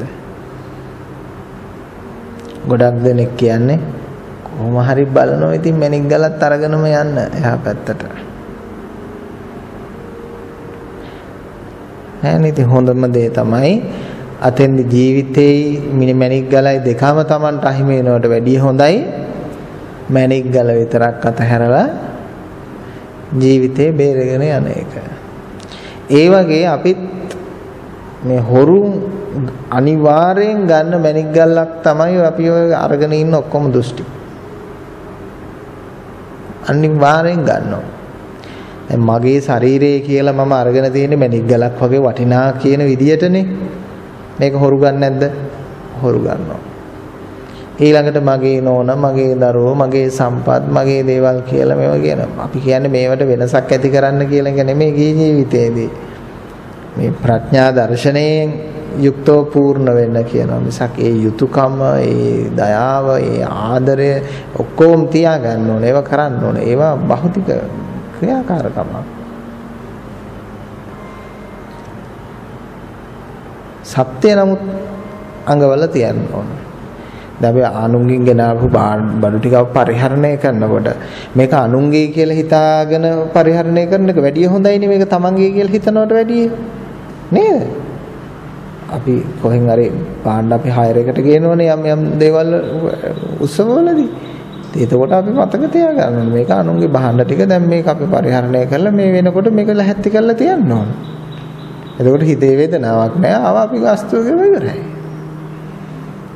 හැබැයි මේක ඉතින් අපි හංගන් ඉන්න උත්සාහ කරොත් තියාගන්න ඕන බලෙන් ඇවිල්ලා පොලිසිය ඇවිල්ලා අරන් යනවා. එතකොට තමයි ඔන්න දුක ඇති වෙන්නේ, ලැජ්ජාව ඇති වෙන්නේ. ඉතින් ඒකයි කුලියට ගත්ත ඇඳුම් කිව්ව ඔය කතාව තමයි. දැන් මේ කුලියට හම්බ වෙච්ච ඒවා අපි සදාතනිකයි කියලා හිතන් ඉන්න මෙතන තියෙන වැරද්ද. දැන් මෙතන පිළිකුල් කරන්න නෙමෙයි කිව්වේ.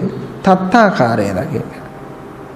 එතකොට තත්තාකාරය දකිනකොට ඔබට ඕකෙන් ගැලවිලා අකාලිකත්වයට පිවිසෙන්න ලේසියි. නැත්නම් අකාලිකත්වයට පිවිසෙන්න යනකොට පිටිපස්සට අදිනවා. ඒ කියන්නේ ජීවිතේ නොයෙකුත් ආසාවල් එක එක්කෙනාට තියෙන්නේ. එක එක දේවල් වරුසයන්ට එක එක විදියට බාධක වෙනවා මේ සමහර වෙලාවට. ඉස්සරහට ගමන් කරනකොට. පිටිපස්සෙන් අදින මොකක් හරි ධර්මතාවයක් තියෙනවා. ඉතින් ඒක විදර්ශනා කරලා බැලුවාම මග අරව ගන්න පුළුවන්.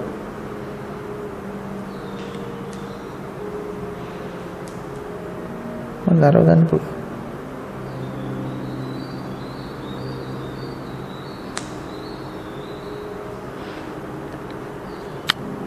අපි හිතමු අවුරුදු 7ක ළමයෙක් කොන්න ධර්මයේ දැනගන්නවා කියමුකෝ. මොනවද ඒ ළමයා දන්නේ? කිසි දෙයක් දන්නේ නැහනේ. ඒ ළමයටත් ඒක අවබෝධ වෙනවා. ඒ ළමයටත් අවබෝධ වෙනවා. ලෝකේ තියෙන ඇතිවීමයි නැතිවීමයි. ඒ අතර පැවැත්මක් තියෙනවා. ඉතින් මේ කාල තුන මෙහෙම කුණු බක්කේට විසිකලොත් ඇතිවීමයි නැතිවීමයි කියන දෙකම මෙහෙම විසිකලොත් මොකද ඉතුරු වෙන්නේ? අකාලිකත්වය. දැන් මිනිස්සයාට මිදෙන්න බැරි වෙලා තියෙන මේ දෙකෙන්නේ ඇතිවීමයි නැතිවීමයි අල්ලගෙන මේ දෙක උදාහරණවත් එක්කම ප්‍රඥාවෙන් යදා පඤ්ඤාය පස්සති ප්‍රඥාවෙන් දකින්න කියන එක කියන්නේ මේක මුකුත් වඩන්න දෙයක් නෑ නිකන් අපේ අය නිකන් බොරුවට මෙහෙ හුස්ම තියන් අර මෙහෙන් මොන එක දේවල් කළාට ඒ මුකුක් කරන්න මේකේ දෙයක් නෑ සූත්‍ර දේශනාව තුළ ගාථා දේශනාව තුළ කෙලවර නිවන් දැක්කා නිවන් දකින්නට උවමනා කරන ප්‍රඥාව දියුණු කරන වැඩපිළිවෙල තමයි සද්ධර්ම ශ්‍රවණය කල්යාණ මිත්‍ර ආශ්‍රය යෝනිසෝ මනසිකාරේ ධම්මානුධම්ම ප්‍රතිපatti කියන්නේ ඔය එක එක ප්‍රතිපatti අරගෙන ඒ විදියට මේ නොකා ඉන්නෝ උඩ නගින්න නැතුව ඉන්නෝ පහළ ඉන්නෝ එහෙම එකක් නෙමෙයි. අර අකාලික ප්‍රතිපත්තිය මොකද්ද? අකාලික දර්ශනය මොකද්ද කියලා ඒක ජීවිතේට ගැළපීම. නිසා අරව මේ එක එක ඒවා පිළිපැද පැද ඉන්න එක නෙමෙයි. ඒව පිළිපැදලා අර ගෝවුත, සුනක උත, නිගණ්ඨය වගේ ඉඳලා මෙහි නිවන් දකින්න බෑ. ඒවා ඒවා විනය, ඒවා වෙනම කතාව. මේ ධම්මානුධම්ම ප්‍රතිපත්තිය කියන්නේ ධර්මයේ ඇති අකාලික ගුණයට පාත්‍ර වීම. සමාන වීම, පරිවර්තනය වීම. මුහුණේ කැලලි නැති කරලා මුහුණ හදා ගන්නවා වගේ ධර්මයට අනුව තමන්ගේ අඩුව හදා ගන්නවා, ධර්මයටපත් වෙනවා. එතකොට ධර්මය කියලා කියන්නේ අකාලිකත්වය. ඒකයි ධම්මානුධම්ම ප්‍රතිපත්තිය. ප්‍රඥාව කියලා කියන්නේ එකක්. ඒක පුජ්‍යල චින්තාමය දර්ශනය. සිතා බැලීමේ හැකියාව. උගත්කම කියන්නේ තව එකක්. ඔය උගත්කම කියන එකට එක්තරා අපි සීමාවක් දීලානේ තියෙන්නේ. මේ අකුරු ශාස්ත්‍ර ටිකක් දැනගෙන මේවා පොත් ටිකක් කියවන්න පුළුවන් මිනිස්සු නෙමෙයි උගත්තු මිනිස්සු හැදෙන්නේ. ඇයි වෙන පැත්තකින් මිනිස්සු උගත් වෙන්න බැරිද? පුළුවන් නේද? කුමන හරි සංස්කෘතියක වටපිටාවක පිළිබඳව ඔය උගත් මිනිස්සු සමහරලාට ඔය උගත් නැහැ කියන අම්මා මිරිස් සම්බරන්න දන්නෝ, පොල් ගන්න දන්නෝ, පැල හිටවන්න දන්නෝ, පැල කඩන්න දන්නෝ, තේ කඩන්න දන්නෝ. අපි දන්නවද? අනේ මම මොකක්වත් දන්නේ නැහැ කියලා කිව්වට ඇත්තෙම ගිහිල්ලා බැලුවාම මුළු ගෙවල් හදන්න, ගොම ගන්න, මැටි ගහන්න, වතුර අදින්න, වතුර ගෙනියන්න, කලෙ උකුල තියන් යනවා කියන එක ලේසි වැඩද? ඩෝංගල කකුල උඩ වැට කඩාගෙන වැටි ඕක දන්නේ නැත්තම් ක්‍රමේ. කලේ බැලන්ස් කරලා කල දෙකක් තුනක් ඔලුව උඩ තියන් යනවා කියන්නේ පොඩි වෙන්නේද? නේද? ඒ දෙයක් නෙවෙයිනේ. නිසා ප්‍රඥා දර්ශනය කියන එක ඒක තියෙනවා. ඒක අපි අර සීමාවල් දැම්මට ඒක වැඩක් නැහැ. දැන් අපි පොල් කඩන මිනිස්සයා උගතෙක් නෙමෙයි කියලා කිව්වට පොල් කඩීමේ ක්‍රියාවලිය තුළ විශාල දැනුම් සම්භාරයක් තියෙනවා. එහෙමකට මේ ගස් යන්න බෑ. අපි ඒ වුණාට ඒක දාලා තියෙන්නේ ප්‍රාථමික වැඩක් කියලා. මම නම් කියන්නේ වෛද්‍යවරයෙක් කරන ක්‍රියාවක තියෙන අවධානවම ඊටත් වැඩියෙන් එයා දරනවා එයාගේ ජීවිතෙත් එක්ක. ලොකු විශයක්. ඒකට අපි ගරුත්වයක් දීලා නැති එක තියෙන්නේ. ඊට පස්සේ නිකන් ගොවියෙක් කියනවා. කුඹුරක් කරන පුදුම විෂය පද්ධතියක් තියෙනවා. හැබැයි ඒකට කවුරුත් උපාධියක් දීලා නැහැ. ඒ වුණාට විශාල දැනුමක් ඒකට ඕනේ. අපි දන්නේ ඔය මේ නීරවල් හදන්න වතුර මේව කරන්න මොනවද කියන්නේ ඒවට කරන්නේ. ඒවට අපි අගීමක් ලබා දුන්න එකයි තියෙන සමාජය. නැත්නම් වෙන වෙනසක් නැහැ.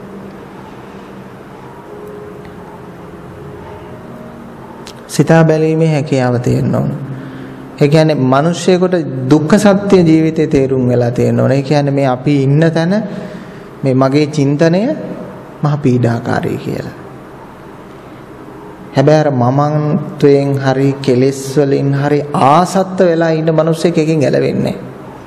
ඒකෙම දැවටි ඒකම හොය හොයා මේ මිනිස්සු යනවා මිසක් ඒකෙන් ගැලවෙන්නේ නැහැ. දැන් බල තණ්හාවේ ඉන්න මිනිස්සයා මේ මැරෙනෝ පෙනෙද්දි බලය පස්සේ යනවා.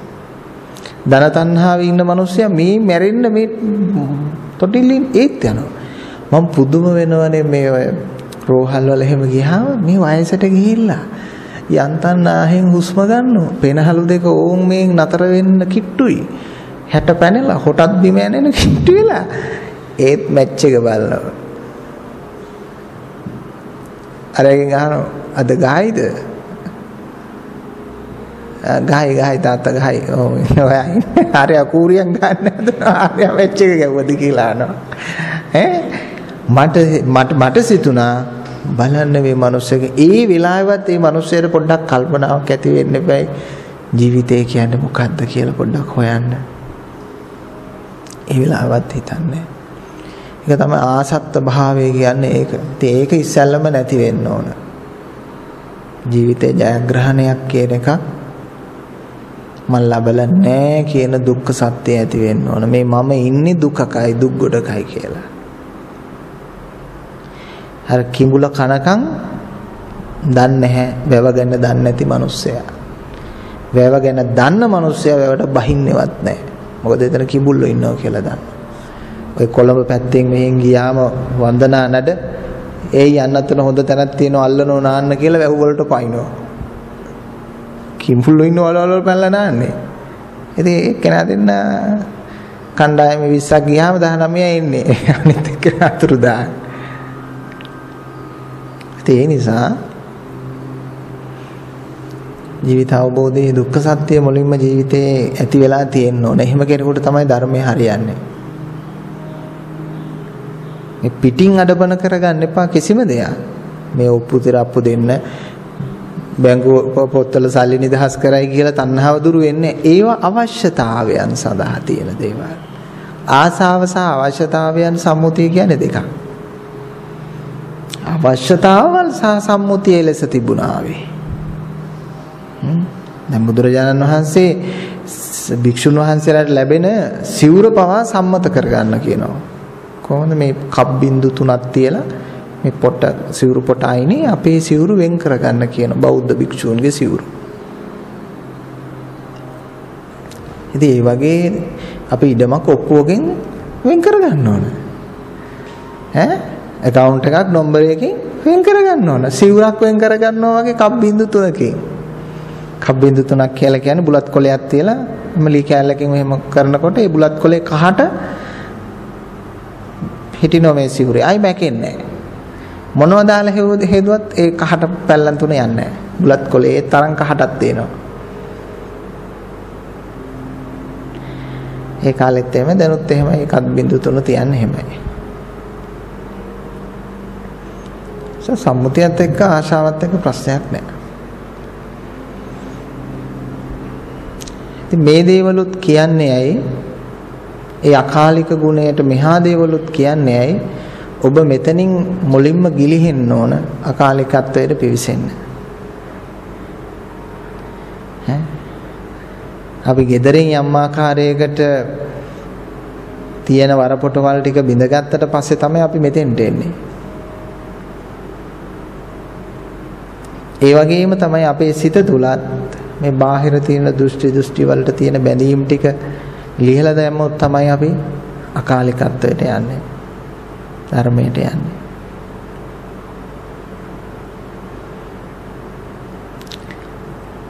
ධර්මය විමසුම් බුද්ධියෙන් ශ්‍රවණය කරන්න.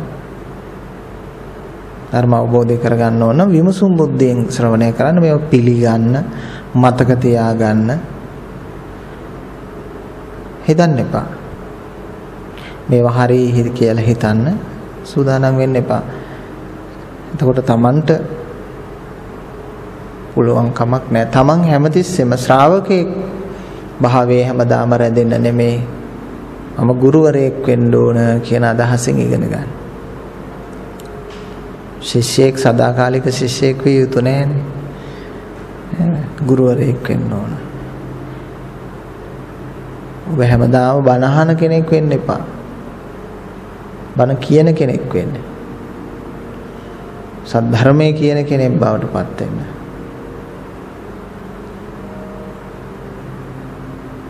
සදහම් මැස පහල කරගන්න.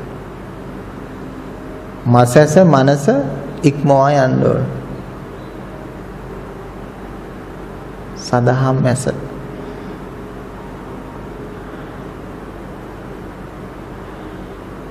ඒ සදහම් මැස විකාශනය වෙන්නේ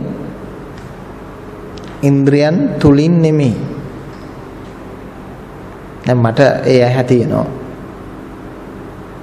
ඒ ඇහැ නිසා තමයි මම පුදුම සැනසෙල්ලක ජීවත් වෙන්නේ. නැත්තම් මොනවා තිබ්බත් පුදුම මානසික පීඩනයක් තියෙන්නේ. මොනවා තිබ්බත් මිනිස්සෙකුට ඔය විශාල සම්පත් ඒව මේව ඔක්කොමත් තියෙනවා. ලස්සන නෝන කෙනෙකුත් ඉන්නවා. දරුවෝත් තියෙනවා. ඔක්කොම තියෙන මිනිස්සු බොනවා. උද්දටම බොනවා. ඇයි ඒ? සැනසෙල්ල නැහැ. ඉතින් ඒව ටිකක් මග ඇරෙනවා. අපි මිනිස්සුන්ට කියලා දුන්නා නම් කලාව වගේ දේවල්, සංගීතය වගේ දේවල් වලින් මිහිර ලබන්න, මල් වවන්න, ගේ දොර ලස්සනට තියාගන්න, චිත්‍ර අඳින්න වගේ පොඩි පොඩි දේවල් වලට යොමු වෙන්න ඕන මිනිස්සු ඒ නිසා. එතකොට අර මානසික ආතතිය පාළුව ඔක්කොම ගිහිල්ලා අලුත් නිර්මාණවල ඒ සමාධීන් වලට ඊළඟට ඉන්නවා. ඒ කොහෙන් හරි ක්‍රියාත්මක වෙන්නේ අපි ළඟ තියෙන ආතතිය තමයි පහ වෙලා යන්නේ, දුර වෙලා යන්නේ. මිනිස්සුන්ගේ තියෙනවා දැන් රහත් වෙනකම විවිධ මනෝභාවයන් තියෙන නිසා මිනිස්සුන්ගේ තියෙන්න ඕනේ ඒකාකාරීත්වයක් මනසකට දරන්න බෑ. වෙනසක් තියෙන්න ඕන.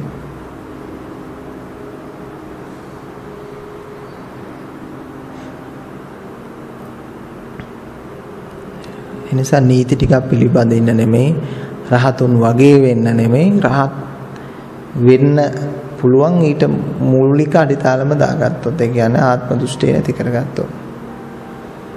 ආත්ම දෘෂ්ටියට සමානව බලන්න එපා.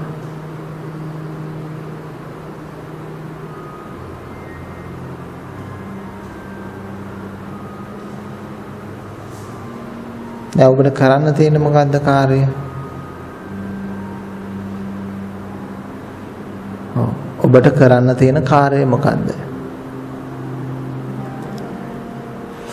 හොඳට සද්ධර්ම ශ්‍රවණයෙන් යුක්තව අකාලිකත්වයේ සොයා යන්න, අවේදිනිකත්වයේ සොයා යන්න, චේතෝ විමුක්තිය සොයා යන්න, කර්ම නිරෝධය සොයාගෙන යන්න. සංඥා නිරෝධය, විඥාන නිරෝධය, නාම රූප නිරෝධය, සලආයතන නිරෝධය. සලආයතන නිරෝධය කියන්නේ ඉන්ද්‍රිය විෂය ඉක්මවීම. සලආයතන නිරෝධය, පස්ස නිරෝධය, භව නිරෝධය. නිරෝධයම සොයන්න. නිරෝධගාමිනී පටිපදා. නිරෝධගාමිනී ගම, නිරෝධ ගමනේ යන්න. දැන් රෝධේනේ යන්නේ. රූප වේදනා සංඥා සංකාර විඥාන වලට අහු වෙච්ච ගම රෝධය යන්නේ. නිරෝධය යන රෝධ නැති. චක්‍රේ නැහැ. චක්‍රය අතීත අනාගත වර්තමාන චක්‍රේ රෝධ තුනක් තියෙනවා. ඒ තුනට සම්බන්ධ වෙච්ච ගමන් රෝධි කැරකෙනවා අපි තුල. හත රෝධි වගේ කැරකෙනවා. භව රෝධේ. ඊට පස්සේ අර මායාවේ දෘෂ්ටි, මාර සංකල්ප, මාර සංඥා ඒ මුකුත් නැතුව ලෝකෙ දකින්න පුළුවන්. විශේෂ කරුණු දිගටම අහා ඉන්න ඕනේ, නතර කළා ඒ කරුණ මතක තියාගෙන ඒ කරුණේ යථාර්ථය නුවණින් සොයන්න. අපහැදිලි වුණොත් ඒ කරුණ දෙතුන් වතාවක් එකම තැන අහන්න. තවත් කරුණක් ඕන නම් ඒක අතේ ලියා ගන්නවා. ලියාගෙන ඒක තියාගෙන සක්මන් කරනවා. ආයි අමතක වෙනකොට නැවතත් ඒ කරුණ කියවලා ඔලුවට ගන්න. නැවතත් එහි යථාර්ථය සොයාගෙන යනවා. උත්තරයක් එනවට වැඩිය හොඳයි උත්තර නේනවනම්. උත්තර නේන්නේ අසඤ්ඤත අවස්ථාවල්, සංඥා කරගන්න බැරි අවස්ථාවන් වල. උත්තර එන්නේ සංඥාවක් කරහා.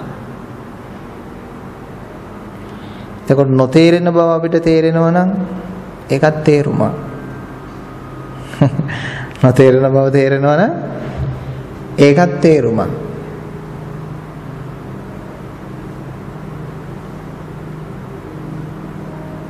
නොතේරෙන බවක් තේරෙන්නේ නැත්තම් ඒත් එයාට තේරෙනවා. නමුත් එයා විඥාණයෙන් තේරෙනවයි කියලා ගන්නෙ නෑ. දැන් ආර්ය ශාවකයෙක්පත් වුණාට පස්සේ ආර්ය දර්ශනය කියන එක බාහිර දර්ශනය තුලින් ඒක නිර්මාණය කරන්න යන්න එපා. දැන් ආර්ය ශාවකේ කිසි දෙයක් අල්ලන්නේ නැහැ, ග්‍රහණය වෙන්නේ නැහැ. ඒත් සියල්ලම හොඳින් භුක්ති විඳිනවා. විසාගාව කිසිම ග්‍රහණයක් නැතුව දරුවෝ 32ක් හදනවා.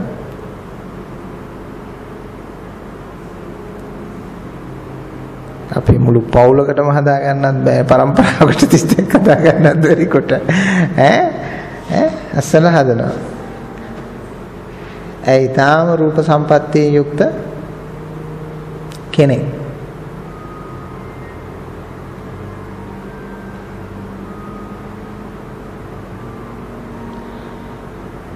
ඉතින් මොකද්ද එතකොට මේ අපි කරන්නේ? කන එකට, බොන එකට, නිදා ගන්න එකට මේ දේවල් වලට මේ එක එක දේවල් පනවගෙන මොකද්ද එකක් කරගෙන අපි මොකද්ද නැහිනවා බෞද්ධයෝ ටික. අර මහාලතා පළඳනවා වගේට පළඳාගෙන ඇවිල්ලා තමයි බණ අහලා තියෙන්නේ. ඉතින් ඔය නච්ච ගීත වාදිත විසුක දස්සන මාලා ගන්ධ විලේපන කිව්වනම් එහෙම මහලතා පළඳනාගෙන එන්න විදියක් නැහැ ජේතවනාරාමෙට. ඉතින් අර කාර්යය දාගෙන ඉන්න බර වැඩි. ලොකු මාල සෙට් එකක් වැටෙන්නේ මාල 7ක්.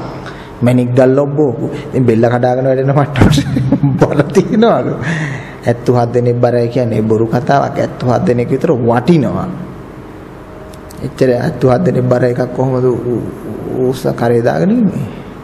මනුස්සයෙක් ඉතින් ඊ වගේ මිත්‍යාවල් මේ බල කරන්නේ. ඒක මේ විසාකාවටයි ආනන්ද හැමතුරන්ට විතරයිලු උස්සන්න පුළුවන් කියලා ඊළඟට කියනවා. ඒ පොදුම මිත්‍යා කතා වලට අපි රැවටිලා ඉඳලා තියෙන්නේ. ඉතින් අය සෝහාන් වෙලා ඉඳි ලස්සනට ඒ රූපලාවන්‍ය වැඩපිළිවෙල කළේ නැත්තම් එයා රූපරාජිනිය බවට පත් වෙයිද? නෑ. නිකම්මපත් වෙන්නේ නෑ. ඒ ලස්සන කරගන්න ජීවිතේ අවුරුදු 7 ඉඳලා මහන්සි වෙලා තියෙන. ඊට පස්සේ තමයි අය පංච කල්යාණී හැටියට රූප රාජිනී හැටියට රටේ රූප රාජිනී හැටියට එක වසරක අය මේ මහා ලතා පළඳනාව කියන්නේ ඒක. රූප රාජිනීට හම්බෙන්නේ දැන් කාලේ මේ ඔටුන්නක් වගේ එකක් දාන්නේ. ඒ කාලේ මාල 7ක් දෙන්නේ. ඒක විශාල වටිනාකමක යුක්තයි. අදත් මම හිතන්නේ ලෝක රූප රාජිනීට වගේ දෙනවා මිලියන ගණන් නේ වටින මේ ඔටුන්නක් දෙනවා. ඒ වගේ තමයි එතුමියට හම්බුනේ. ඉතින් සෝහන් වෙච්ච කෙනානේ ඈ කේස කලාපේ හොඳින් හදාගත්තේ නැත්නම් යාට බෑ වෙන්නේ නැහැ. ඉතින් ඇයි මේ අපේ බෞද්ධයන්ට කන්න එපා, හම්බ කරන්න එපා, ඉතිරි කරන්න එපා, ආස කරන්න එපා.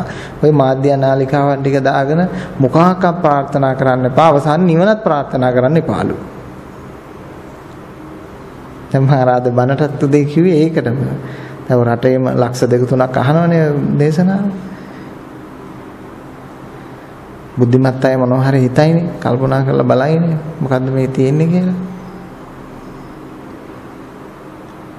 යාතියේ ප්‍රමුඛ විනාශයේ තියෙන්නේ බුද්ධ ආගම වැරදි විදියට සමාජගත වීම. ඉන්දියාවෙන් එක්ස්පයර් වෙච්ච ඒවා මෙහෙ ගෙනල්ලා විසි කළා. ඒවා අපි උත්තරීතර ලෙස හඳුනගෙන මේ කෑ ගහන උදේ ඉඳලා හවස වෙනකම් පංචශීලී කිය. මං කියන්නේ මිනිහෙ බිව්වත් කමන්නේ. සීතල නම් සීතල මකා ගන්න බොන්න. රුධිර පීඩනය පාලනය කරන්න නම් ඒකට බොන්න. ඇඟේ ලොකු විඩාබරතාවයක් තියෙනවා නම් ඒකට චුට්ටක් බොන්න. කමන්නේ. හැබැයි වෙරි වෙන්න, හට්ටි පොලේ ගහන්න, ඩ්‍රයිවිං කරන්න අමාරු වෙන්න කරන්න එපා.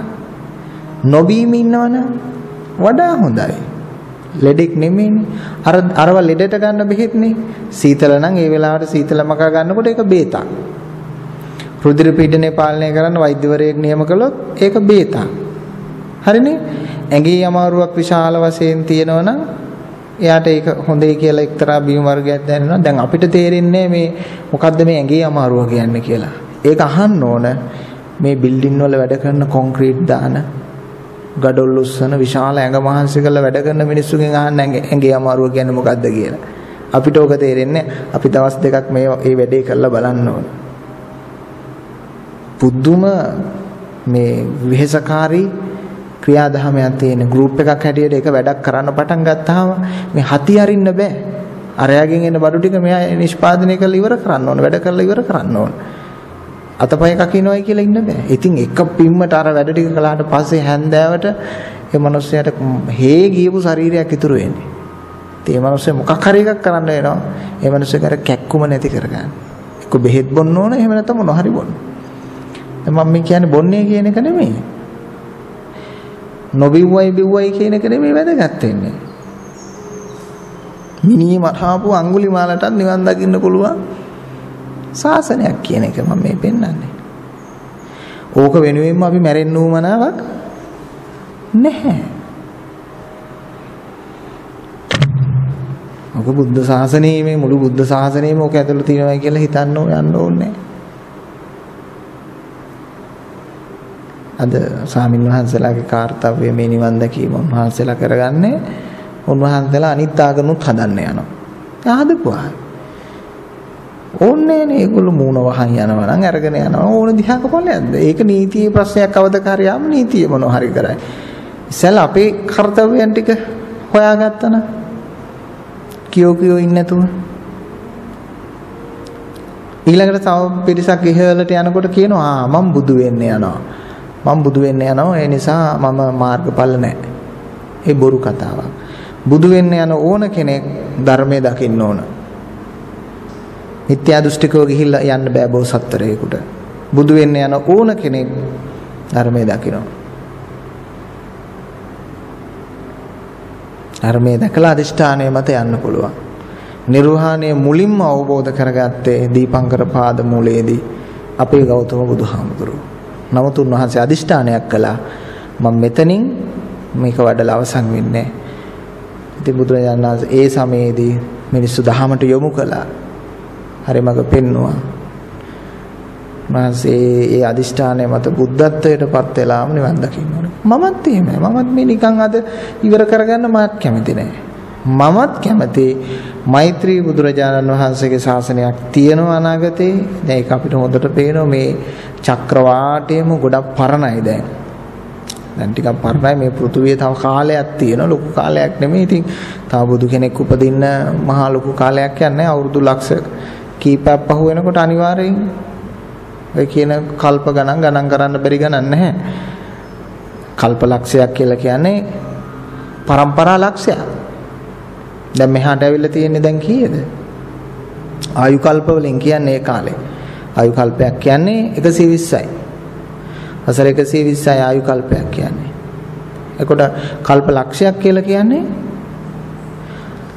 පරම්පරා ලක්ෂයක්. දැන් ඇවිල්ලා තියෙන්නේ තාම කීයද? පරම්පරා 30ක් විතර මේ බුදුහාමුදුරුවෝ බුදු වෙලා. ඉතින් පරම්පරා එතකොට හිතන්න කොච්චර ඈතක්ද කියලා හිතන්නකෝ. පරම්පරා 30යි තාම ඇවිල්ලා තියෙන්නේ. ලක්ෂයක් කියන්නේ පොඩි ගානක් නෙවෙයි නේ. එතකොට මේ ලෝකේ මොන තරම් වෙනසකට භාජනය වෙලා මේ සත්වයාගේ මොන තරම් විභජනයකටපත් වෙලා මේ සත්වයා මීට වඩා නෙමෙයි මීට හැඩරුව පවා ලෝකේ වෙනස් වෙලා තියෙනවා පුළුවන්. මානවයාගේ. මේ ලක්ෂණ පෙන්වලා දීලා තියෙනවා. ඔක වෙනස් සබාධමයක් පවා නිර්මාණය වෙන්න පුළුවන්. ඔව් වෙනස් සබාධමයක් පවා නිර්මාණය වෙන්න පුළුවන්. ඉතින් මේ සමයේදී තව එක බුදුවරයෙක් මේ චක්‍රවාටය තුලම බුදු වෙනවා අනිවාර්යයෙන්. මේ තලය තුල ඉතින් ඒ මෛත්‍රී කියන නාමය ඉතින් උන්වහන්සේට ලැබෙනවා. ගෞතම බුදු පියාණන් වහන්සේ කියලානේ අපි කියන්නේ. ඉතින් මේ බුදු පියාණන් වහන්සේ ඉතින් මෛත්‍රී කියන නාමය දාට මේ වචනේ නොවෙන්න පුළුවන්. මේ අරුත තියෙන වෙන වචනයක් වෙන්න පුළුවන්. ඒකයි. මේ වචන ඉතුරු වෙන්නේ එදාට. මේ අරුත තියෙන වෙන එකක්. ඒ කාලේදී ඒ ශාසනයට විශාල බලයක් වෙලා ජවයක් වෙලා අපිටත් පිරුණම් පාන්න පුළුවන් නම් තමයි අපේ හිත පූර්ණත්වයටපත් වෙන්නේ. එහෙම නැතු කෙනෙකුට පූර්ණත්වයකට හිතපත් වෙන්නේ නැතුව එයාට මේකේ නිදහස් වෙන්න හිතෙන්නේ නැහැ නේ. අපි සාමාන්‍යයෙන් බඩ පිරෙන්න කාලා මිසක් පිඟාන තියන්නේ නැහැ නේ. ඒකයි ස්වභාවය. බඩ පිරෙන්න කෑවට පස්සේ තමයි අපි පිඟාන තියන්නේ. ඒ වගේ අපිත් මේ සංසාරේ පූර්ණත්වයට හිත පිරෙන්න ඕන. මට ඇති. ඉතින් එක අය බුදු භවෙන් පූර්ණත්වයටපත් වෙනවා. තව කෙනෙක් තියෙනවා. හැබැයි සමහර අය සම්මත ප්‍රයෝගයට නිකන් බොරුවට බුදු වෙන්න යනවා. හැබැයි සමහර උදවිය බුදු බව කියලා කියන්නේ මේ මහරහත් භාවයට. ඔය මහායාන අය එහෙම කියන්නේ බුදු බව කියලා ආමන්ත්‍රණය කරන්නේ මේ මහරහත් භාවයට. ඒ බුද්ධත්වයට අනුබුදු භාවයට. ඒක කිසි වරදක් නෑ. ඕන කෙනෙක් බුදු කෙනෙක් තමයි සද්ධර්මයේ තේරුම් ගැනීමත් එක්ක. නිසා සද්ධර්මයේ දකින්න සසර යනවද ඉන්නවද මොනව කරනවද කියලා ඔබට තීරණය කරන්න පුළුවන්. ඔබ මේ බලහත්කාරයෙන් ඇදගෙන යන 7ට 8ට 5න් ඉවරයි 6න් ඉවරයි එහෙම කතාවක් නෑ. මොකද මේ සෝභා දහම කියන එක ක්‍රියාත්මක වෙන්නේ ඔබේ දහම තුල ඔබේ කැමැත්තට. මා කියන්නේ අපාය යන්නේ මිනිස්සු සිය කැමැත්තෙන්. ප්‍රේතයෝ වෙන්නේ මිනිස්සු සිය කැමැත්තෙන්. යක්ඛු වෙන්නේ මිනිස්සු සිය කැමැත්තෙන්. දිව්‍ය ලෝක යන්නේ සිය කැමැත්තෙන්. මිනිස්සු වෙන්නේ සිය කැමැත්තෙන්. නිවන් දකින්නේ සිය කැමැත්තෙන්. රහත් වෙන්නේ බුදු වෙන්නේ සිය කැමැත්තෙන්. අකමැති දෙයක් හම්බෙන්නේ. ඔබ කැමැති වෙන්නේ මොකද්ද? ඔබ ප්‍රාර්ථනා කරන්නේ මොකද්ද? ඒ දේ ඔබට ලැබෙනවා. ඒකට සුදුසුකම් එකතු කිරීම තමයි ඔබගේ ප්‍රාර්ථනාව කියලා කියන්නේ. එහෙම නැතුව මේ වෙන හැඟීමක් තිබුණයි සිතුවිල්ලක් තිබුණයි කියලා වැඩක් නැහැ. ඔබගේ ක්‍රියා ප්‍රතිපත්තිය තමයි සැබෑ ප්‍රාර්ථනාව. ඒක තමයි ප්‍රාර්ථනාව. ක්‍රියාවේ ප්‍රාර්ථනාව තමයි ඔබට ඉෂ්ට වෙන්නේ. එතකොට හරි. ජීවිත අවබෝධ කරගන්න මේ අනුශාසනාවත් හේතුකාරක වේවා කියලා අපි ප්‍රාර්ථනා කරනවා. හැම දිනාටම තෙරුවන් සරණයි.